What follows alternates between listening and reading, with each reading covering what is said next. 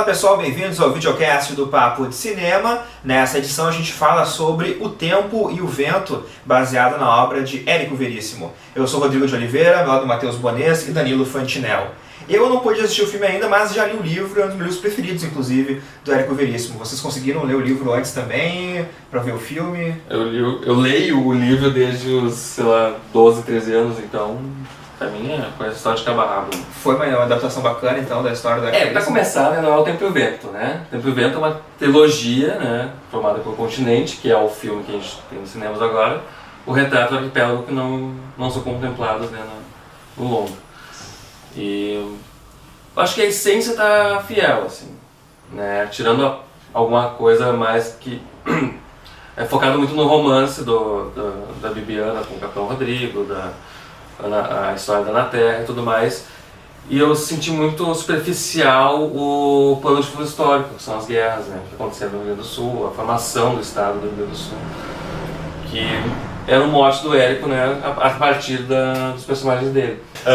Eu estava lembrando agora da coletiva, que rolou a coletiva um dia depois da cabine de imprensa, aqui em Porto Alegre, e o Jaime comentou que teve uma dificuldade muito grande para verter a obra do livro para o filme. Na verdade não foi ele que fez, o roteiro da Letícia Yechowski e do Tabajara Ruas, e eles estavam entrando numa vibe um tanto quanto literária, digamos assim, para fazer o filme. E foram 27 versões de roteiro, até chegar o roteiro final. Até porque os dois têm, né, já a Letícia Yechowski, que fez o livro, agora nas 7 Mulheres, que foi adaptado pelo Monjardim, quer dizer, foi adaptado, não lembro quem foi o roteirista da minissérie, mas o Jaime Monjardim dirigiu a minissérie da Globo. Já tem uma história, então. Há exatamente 10 anos.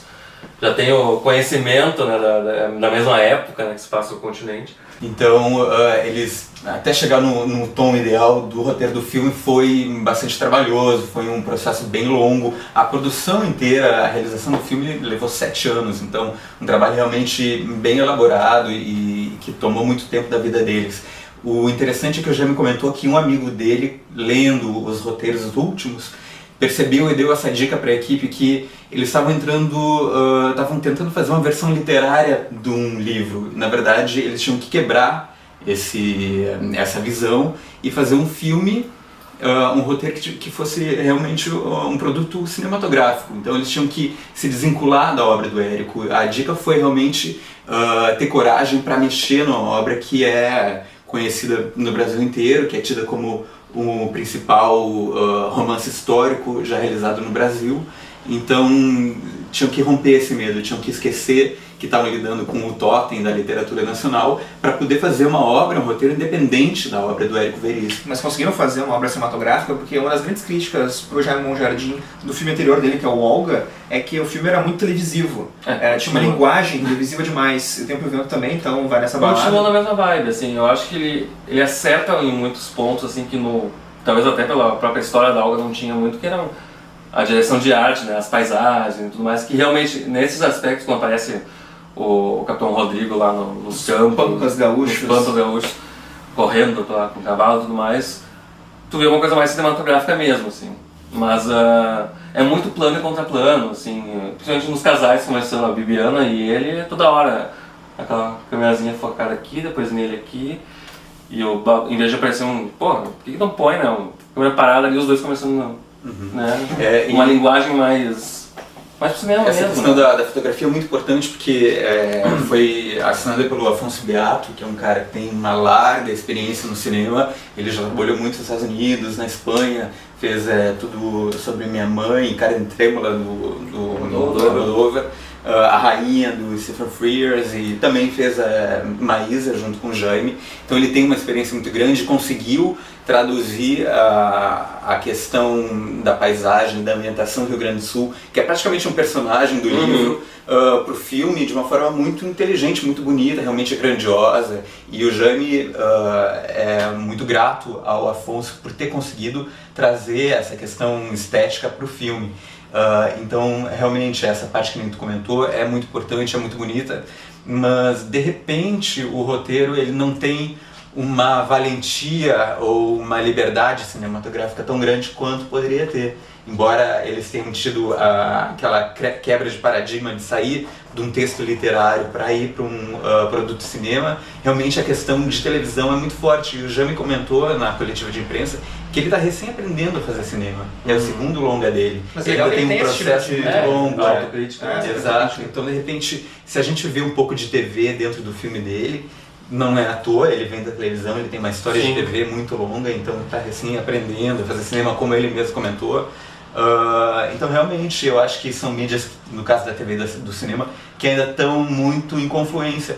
E como ele já disse antes e confirmou na coletiva, o filme deve ir para a televisão, deve ser transformado em minissérie para algum canal que ainda não está definido, provavelmente no ano que vem. Então de repente o filme já foi pensado para um formato de TV também, e ele tem vontade de lançar um DVD com o Final Cut dele, né?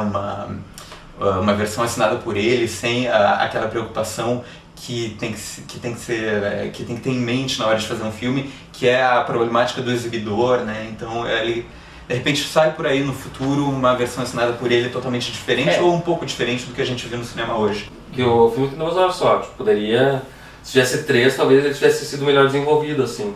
Porque tu vê muito, talvez apressado algumas coisas, algumas passagens que talvez nem fossem necessárias colocar no filme.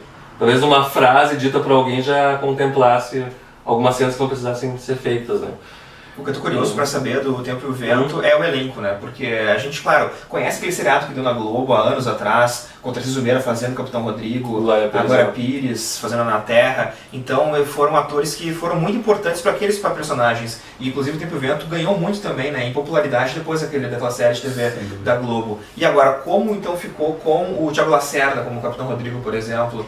O Márcio Cristiano também, né, fazendo papel. Eu acho que o Thiago mandou muito bem nesse filme. Eu acho que o melhor do filme é o Thiago Lacerda. É um dos pontos altos do filme, sem dúvida.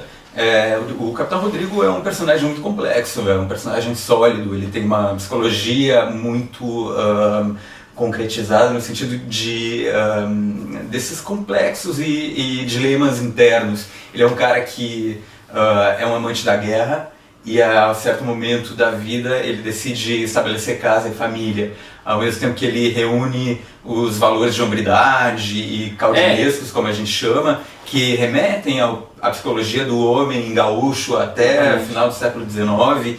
Ele também tem uma irreverência muito grande, ele é meio bonachão. Se por um lado ele é totalmente apaixonado pela Bibiana, então quer casar e estabelecer família, ele trai ela, isso fica claro, ele fica meses longe de casa, ela não sabe por onde ele anda. E eu acho que o Rodrigo, ou melhor, o Thiago, conseguiu captar muito bem todas essas nuances e construir ele sabe alternar quando precisa, né, mas sem perder a essência do personagem. Assim, eu acho. Lembra um pouco o Tarcísio Meira, eu acho que é difícil não lembrar. Ele lembra pelo sorriso, talvez, né? Tipo, ele tem aquele jeito de atuar, sempre sorrindo, assim, que eu acho que...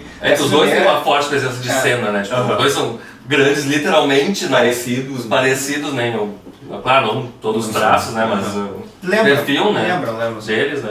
E como tu falou, o personagem do Tarcísio que ele criou tá no imaginário, tá na mente de todo mundo até hoje.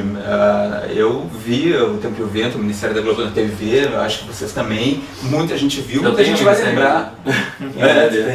E muita gente vai lembrar da interpretação do Tarcísio em função do Thiago, mas eu acho que não é uma cópia. Eu acho que talvez seja inspirada, mas de qualquer forma o Thiago ele conseguiu criar, né, uma coisa. Sim, ele criou nova, algo independente. E a Fernandona também, né, nesse filme O Tempo e o Vento também, que sempre dá uma... Sempre dá um show. Ela precisa se esforçar muito, né?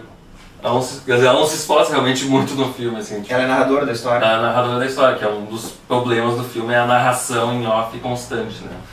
Que atrapalha um pouco o roteiro. Mas ela tá sóbria, assim, também. A Marjorie Alexandre, que fazia a Bibiana quando nova, também, tipo, não aparece muito em cena, na verdade, né? Mas acho que também cumpre o papel dela, assim, não...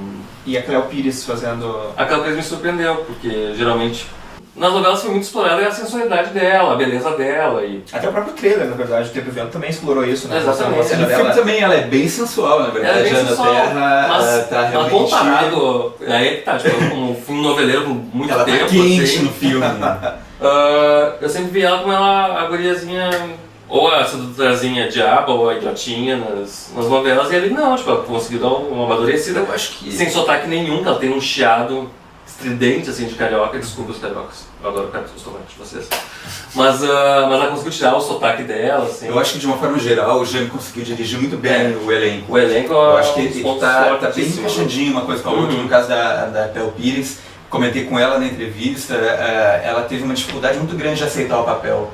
E eu queria saber por que isso já tinha sido divulgado anteriormente, queria saber qual a dificuldade, por que ela não estava querendo aceitar, enfim, na Terra, que é realmente uma das figuras femininas mais importantes da literatura. Brasileira, certamente. E ela disse que, exatamente, e ela disse que lembra de ver na TV a Glória Pires, a mãe dela, fazendo, e sofria muito de ver como a Ana Terra sofria em cena, em função da ficção. E percebia também o sofrimento da própria Glória, e de certa forma ela não gostava da obra. E o Jaime conseguiu modificar, fazer com que ela lesse, modificar essa ideia e fazer com que ela lesse o roteiro, e ela acabou se apaixonando pela história, pela personagem, então aceitou fazer interpretar a Ana Terra nesse filme. E é engraçado porque a Ana Terra também ela tem uma dubiedade muito grande, ela é uma personagem muito forte no livro, ao mesmo tempo que ela tem uma fragilidade muito grande. E mas ela conseguiu demonstrar isso no filme. E representa bem, né, a mulher da época, né? Porque as mulheres do Érico Veríssimo, não só no Tempo do Vento, mas em qualquer obra dele, são um ponto forte, né? São os alicerces, né? Da família, enfim, de toda... Que aguentam toda a pressão. Que aguentam toda a pressão. E é bem isso, assim, a coragem da mulher é refletida nisso, né? Principalmente no Érico Veríssimo, mas perante o papel que ela tinha na sociedade da época, tinham que se submeter a outras coisas. Era algo que fervilhava por dentro, uma poluição muito grande, mas por uma questão de hierarquia, de conjuntura social da época, não podia exacerbar isso a todo momento, principalmente entre família. Então a gente percebe na Ana Terra e na interpretação da Cleo muitos silêncios durante o filme, muitos olhares, muitas vontades. Ela demora pra falar, inclusive, né? Ela aparece muito em cena sem abrir a boca. Eu gostei assim. muito dela, eu achei ela muito surpreendeu eu gostei também, bastante. Foi bem legal. Acho que vai ter continuação, porque o Tempo e o Vento ele pegaram apenas a parte do continente. Faltou o retrato arquipélago. Será que vai rolar o retrato arquipélago? Depende, eu acho o sucesso do filme, né? Por que não, né? Porque eu acho que a partir disso, de repente, se houver um interesse maior do público mesmo em ler o retrato, o arquipélago e a partir disso pedir, sei lá, enfim. Essa recorrência à versão de TV ou de cinema do Continente é muito grande, porque Continente é a obra mais conhecida dentro do Tempo e o Vento, né? Sim. São 150 anos de história da família Terra Cambará e também da formação histórica do Rio Grande do Sul. Inclusive, tu comentou isso na resenha aqui rapidamente também, essa questão, o pano de fundo histórico, ele fica um pouco nebuloso no filme do Jaime, em função do roteiro. Ele se perde muito, porque não é explicado, né? Não é muito bem explicado. Aparece um conflito, mas entendido. Eu mesmo, tipo, sendo gaúcho e conhecendo um pouco, pelo menos, da história do Rio Grande do Sul, fiquei tipo, tá, mas isso aí é a Guerra dos Farrapos, é a Federalista, ele tava mirando num público mais nacional também, né? Não ficar tão... mas igual, tipo, se tu vai botar um negócio, tem que contextualizar. Né? Claro. A história é muito voltada para personagens, relações familiares, a história de amor e se perde um pouco, e a questão histórica se perde um pouco. E então os outros dois livros, o Retrato Arquipélago, que se passam durante 50 anos, já em outra época, enfim, não sei. Sim, o Arquipélago termina com o suicídio do Getúlio, né? Então, não sei se torna tão interessante assim para o grande público ou não. De fato, o Continente tem um peso muito maior, não só na obra, como no imaginário da população, de uma forma geral. Então, por isso, essa questão é recorrente. Até eu gostaria de ver o corte realmente do Monjardim, que eu acredito porque pelas novelas e minisséries que ele dirige muito bem, eu acredito que ele realmente tenha contextualizado melhor, né? Talvez numa sala de edição ali. Tem muitos atores e personagens que acabaram indo pro corte final. Sim. Né? A Mariana Neiva eu não cheguei a enxergar no filme, se apareceu muito rapidamente, né? Como é o nome desse ator? Um gaúcho também, o Rafael. O Rafael Cardoso não vi também. Não apareceu, um cara que tá na novela também não. Então, certo, na minissérie vai ter... uma grande parte que foi filmada e não tá no filme ainda. Bom, então quem quiser conferir mais sobre O Tempo e o Vento, temos a crítica do Matheus ali no papocinema.com.br. A coletiva feita pelo Danilo Fantinel também. Questões interessantes. E o pessoal agora vai poder curtir O Tempo e o Vento, porque estreia nacionalmente agora nesse próximo final de semana. Estreou antes aqui no Rio Grande do Sul, no feriado da Revolução Farroupilha. E agora, na semana que vem, estreia, agora essa semana no caso, estreia então no Brasil. Grande abraço a todos e até a próxima.